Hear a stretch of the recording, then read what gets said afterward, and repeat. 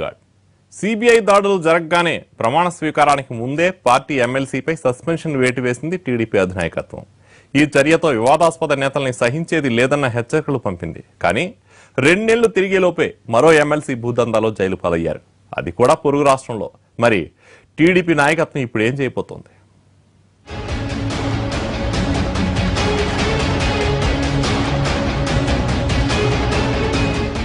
వెంటనే ఇలాంటిదొకటి జరుగుతుందని టీడీపీ అధినాయకత్వం అసలు ఊహించలేదు. అది వేరే ఇది వేరే అని సమర్థించుకోవడానికి కూడా వీలేకుండా రోజుకో సంచలనం. భూముల అక్రమ రిజిస్ట్రేషన్ వివాదంలో పొరుగు రాష్ట్ర పోలీసులు అరెస్టు చేసి రిమాండ్లో ఉన్న ఎమ్మెల్సీ దీపక్ రెడ్డి టీడీపీ నాయకత్వాన్ని సంకటంలో పడేశారు. ప్రభుత్వ భూములను అక్రమంగా రిజిస్ట్రేషన్ చేయించుకున్నారన్న ఆరోపణలపై తెలంగాణ పోలీసులు దీపక్ రెడ్డిని అరెస్టు చేసి జైలుకు పంపారు. బ్యాంకులను కూడా మోసం చేసి కోట్ల రూపాయల రుణాలు పొందారని దీపక్ రెడ్డి మీద ఆరోపణలు వస్తున్నాయి. తవ్వే కొద్దీ కొత్త విషయాలు బయటకొస్తున్నాయి. దీంతో దీపక్ రెడ్డి విషయంలో అధినాయకత్వం ఏ నిర్ణయం తీసుకోబోతుంది అన్నది అందరిలో ఉత్కంఠ రేపుతోంది.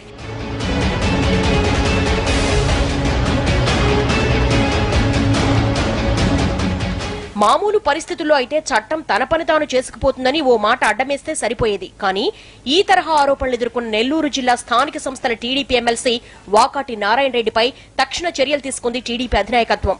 విజయోత్సాహంతో ఉన్న వాకాటి ఎమ్మెల్సీగా ప్రమాణ స్వీకారమైన చేయకముందే పార్టీ నుంచి ఆయన్ని సస్పెండ్ చేస్తూ నిర్ణయం తీసుకుంది. బ్యాంకులకు కోట్ల రూపాయల అప్పులెగ్గొట్టారు వాకాటి. ఆయన కార్యాలయాలు, ఇళ్లపై సీబీఐ దాడులతో ఆయన ప్రభావం పార్టీపై పడకూడదని తక్షణం నిర్ణయం తీసుకుంది టీడీపీ. కళంకిత నేతలు ఉపేక్షించేదే లేదన్న సంకేతాలిచ్చేందుకు ఈ సందర్భం అనుకోకుండా కలిసొచ్చింది. వాకాటిని పార్టీ నుంచి సస్పెండ్ చేస్తుందని పార్టీ శ్రేణులు కూడా ఏమాత్రం ఊహించలేదు. అయితే వాకాటి ఎపిసోడ్ మర్చిపోకముందే మరో ఎమ్మెల్సీ దీపక్ రెడ్డి ఉదంతంతో నేతలు గొంతులో పచ్చి వెలక్కాయ పడ్డట్లయింది.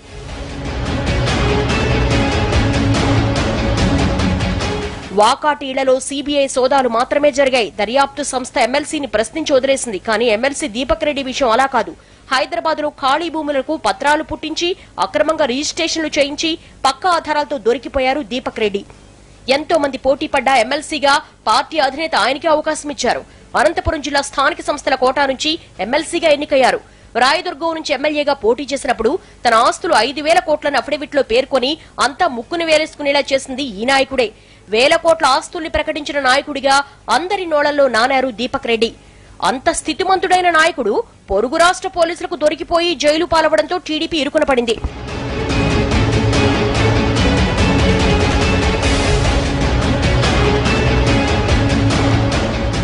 హైదరాబాద్ నగరంలో భూదందాల విషయంలో దీపక్ రెడ్డి ప్రమేయాన్ని నిర్ధారించేందుకు పోలీసులకు పక్కా ఆధారాలు లభించాయని సమాచారం.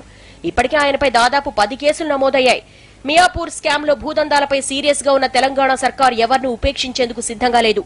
ఇదే సమయంలో పొరుగు రాష్ట్ర అధికార పార్టీ ఎమ్మెల్సీ దొరకడంతో ఆధారాలను మరింత పక్కాగా న్యాయస్థానం ముందు పెట్టబోతున్నారు తెలంగాణ పోలీసులు. వాకాటిపై సస్పెన్షన్ వేటు పడకపోయి ఉంటే దీపక్ రెడ్డి సంగతేంటనే ప్రశ్న తెరపైకి వచ్చేది కాదేమో. ఆర్థిక నేరాల్లో ఎవరిని ఉపేక్షించేదే లేదని చెప్పేందుకు క్షణం ఆలస్యం చేయకుండా వాకాటిని పార్టీ నుండి సస్పెండ్ చేసిన టీడీపీ అధినాయకత్వం దీపక్ రెడ్డి విషయంలో ఎటూ తేల్చుకోలేకపోతోంది. జేసీ బ్రదర్స్ కు దీపక్ రెడ్డి దగ్గరి బంధువు, పైగా ఆర్థికంగా స్థితిమంతుడైన నాయకుడు. పార్టీ అవసరాలకు ఏదో ఓ సందర్భంలో వెన్నుదన్నుగా ఉండబట్టే ఆయన విషయంలో టీడీపీ ఇంత తర్జన భర్జన పడుతోందని కొందరు గుసగుసలాడుతున్నారు. నిర్ణయం ఆలస్యమయ్యే కొద్దీ వాకాటికో న్యాయం, దీపక్ మరో న్యాయమా అన్న ప్రశ్న లోపల నుంచి బయటకు తన్నుకొచ్చేలా ఉంది. రెండు వేరువేరని చెప్పుకునేందుకు వీల్లేకుండా ఇద్దరు ఎమ్మెల్సీలు కావడం, ఇద్దరు ఒకే తరహా ఆరోపణల్లో చిక్కుకోవడంతో టీడీపీ నాయకత్వం ఎలా స్పందించబోతోంది అన్నది తేలాల్సింది.